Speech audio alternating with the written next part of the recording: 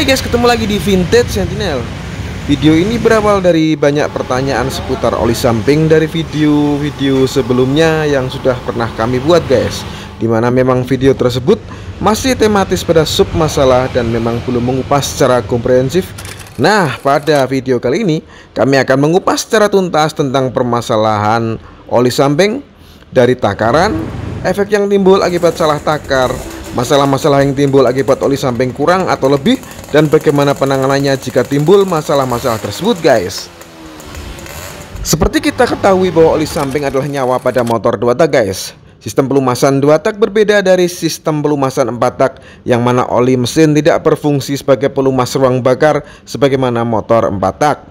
Sehingga jika motor 2 tak sampai telat oli samping, maka tidak ada pelumas yang masuk ke ruang bakar, sehingga dipastikan mesin akan mengalami overheat, yang mana overheat jika diteruskan akan mengakibatkan jamming piston atau piston macet. Pada motor-motor keluaran terdahulu sebelum tahun 1970-an seperti Vespa, Yamaha seri U, belum terdapat sistem pompa oli sebagai distributor oli samping pada mesin, dan oli samping full dicampurkan pada tangki BBM-nya guys. Hal ini dapat dimaklumi karena pencampuran sistem langsung ke dalam tangki akan menghasilkan pencampuran yang lebih sempurna dibandingkan pencampuran saat ini guys, dimana hampir semua motor 2 tak keluaran 1970 ke atas, kecuali Vespa yang mana baru Vespa Excel dan sebagian Vespa Strada yang sudah menggunakan pompa oli samping guys.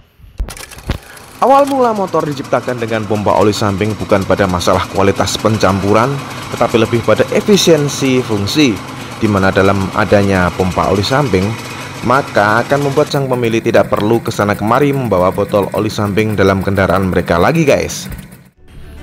Namun tahukah kalian akan bahaya besar yang mengintai motor kalian jika kalian 100% mempercayakan sistem pelumasan hanya pada pompa oli samping saja guys? Jadi begini guys, jika kondisi normal dan sistem oli berjalan sesuai dengan seharusnya, dalam arti debit oli samping sesuai, aliran oli samping lancar sampai ruang bakar, maka jelas tidak akan ada masalah yang timbul guys. Tapi perlu diingat bahwa sistem pompa oli samping terdiri dari beberapa bagian, antara lain tabung oli samping, selang, baru masuk ke pompa oli samping. Di dalam pompa oli samping terdapat sil-sil. Pertanyaan selanjutnya guys, bagaimana jika pompa oli samping macet? Bagaimana jika sambungan selang bocor? Bagaimana jika pompa oli tersumbat? Jelas akan bahaya karena motor akan mengalami jamming piston akibat mesin overheat, karena tidak akan ada oli samping sebagai pelumasnya guys. Dimana dalam kondisi seperti ini banyak bahaya yang mengincar, baik dari segi motor itu sendiri maupun dari segi safety kendaraan ataupun pengendaranya guys. Bahaya yang timbul akibat pompa oli tidak berfungsi normal dan terjadi jamming piston dari yang paling ringan ke paling berat antara lain adalah piston baret, ring piston patah, piston dan ring piston pecah, stang piston bengkok, krek as bengkok, mesin pecah. Dan dari hal-hal tersebut, bayangkan jika motor kalian adalah motor yang halus terawat, apalagi motor upgrade yang menghabiskan biaya banyak, lalu tiba-tiba jamming akibat malfungsi pompa oli, pasti akan kecewa sekali melihat motor yang sebelumnya sehat, bagus, terawat, tiba-tiba berantakan dan bunyi mesin menjadi kasar seperti mesin diesel guys. Dan biaya yang dikeluarkan pasti akan banyak sekali guys.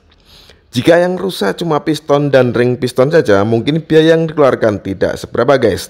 Tapi jika sampai terjadi stang bengkok, pasti biaya yang dikeluarkan akan jauh membengkak. Harus turun mesin, belah mesin, karena yang dipastikan jika stang bengkok, maka krek as wajib senter ulang berikut cek bos krek asnya. Dan biaya masalah yang timbul dari hal semacam ini dipastikan senilai jutaan guys. Belum lagi jika masalah yang timbul saat piston tiba-tiba macet tersebut pengendara bingung atau telat untuk menentukan keputusan dan tidak langsung dikopling, maka motor akan ngesot dan terpelanting. Ingat guys, jangan sampai hal ini terjadi karena sakit itu tidak enak, apalagi harus mondok di rumah sakit cuma gara-gara pompa oli samping tidak berfungsi dan mesin ngejim. Tentu hal ini adalah sesuatu yang tidak perlu terjadi jika mengantisipasinya guys. Pembahasan selanjutnya adalah bagaimana penanganan seharusnya dari oli samping ini agar aman guys. Jadi begini guys, untuk takaran oli samping yang pas sangat dibutuhkan oleh mesin. Oli samping yang kurang akan mengakibatkan mesin menjadi panas. Sebaliknya, oli yang semakin banyak akan menghasilkan kerak atau residu pada ruang bakar dan knalpot yang banyak pula. Jadi dalam hal ini kita harus pandai-pandai dalam menentukan jumlah takaran oli samping yang diberikan ke mesin guys. Untuk lebih amannya, sebaiknya kalian tetap mencampurkan oli samping pada tangki BBM meskipun pompa oli difungsikan. Hal ini bermanfaat sebagai cadangan apabila pompa oli malfungsi, maka mesin tidak langsung jamming sehingga aman dari kerusakan berat. Kemudian berapa takarannya? Untuk takarannya sebaiknya kalian setel dulu pompa oli samping kalian 1 tetes per 12 detik. Kemudian campuran untuk tambahan di tangkinya adalah setengah tutup botol atau sekitar 12,5 mili oli samping. Kemudian untuk yang full campur oli samping di tangki takaran minimal adalah 2 tutup oli samping atau 25 mili. Tapi sebaiknya kalian lebihkan saja guys agar aman. Jadikan 3 tutup atau sekitar 37,5 mili agar mesin tetap dingin dan terhindar dari jamming piston. Dan untuk mencampur oli samping di tangki BBM, pastikan oli dulu baru bensin turun agar pencampurannya lebih merata guys.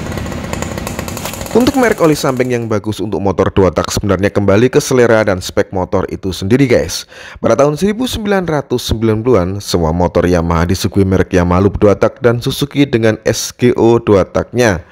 Belum banyak merek-merek selain itu. Baru setelah keluar motor 2 tak dengan kompresi tinggi macam Ninja, NSR, Yamaha Touch, Yamaha TZM, Yamaha 112 Suzuki Cool, Yamaha Tiara, banyak merek oli mulai mengeluarkan oli samping dengan kualitas JASO FD. Namun sebenarnya untuk motor-motor kompresi standar macam F1ZR atau Alfa Sigma RC, pemakaian JASO FC juga sudah bagus. Namun memang untuk kompresi tinggi seperti yang kami sebutkan tadi, memang lebih bijaksana jika kalian menggunakan yang sudah JASO FD. Dimana untuk JASO FC, merek yang kami paling rekomendasikan adalah merek Idemitsu. Dan untuk JASO FD bisa kalian pakai iPhone Samurai. Idemitsu untuk bau tidak wangi sebenarnya guys, tapi juga tidak apek dan olinya encer. Harganya pun terjangkau sekitar 55.000. Oli ini paling cocok untuk Yamaha F1ZR, Alfa Sigma atau V100 dan V100 series untuk sehari-hari dan untuk dompet-dompet yang standar guys. Namun kalian yang berdompet sultan bisa juga pakai iPhone. Tapi saat dompet kalian tipis, jangan kalian gonta-ganti merek guys, karena tidak baik juga untuk perubahan oli, karena hal ini akan membuat motor bekerja keras dengan mengadaptasi tingkat viskositas yang berbeda-beda. Akibatnya dalam jangka pendek performa akan berkurang dan jangka panjang mesin akan cepat aus dibanding dengan yang setia dengan satu merek oli samping saja guys. Oke, itu tadi pembahasan lengkap tentang 2 tak. Semoga bermanfaat. Jangan lupa untuk like, share, dan subscribe-nya guys. Wassalamualaikum warahmatullahi wabarakatuh.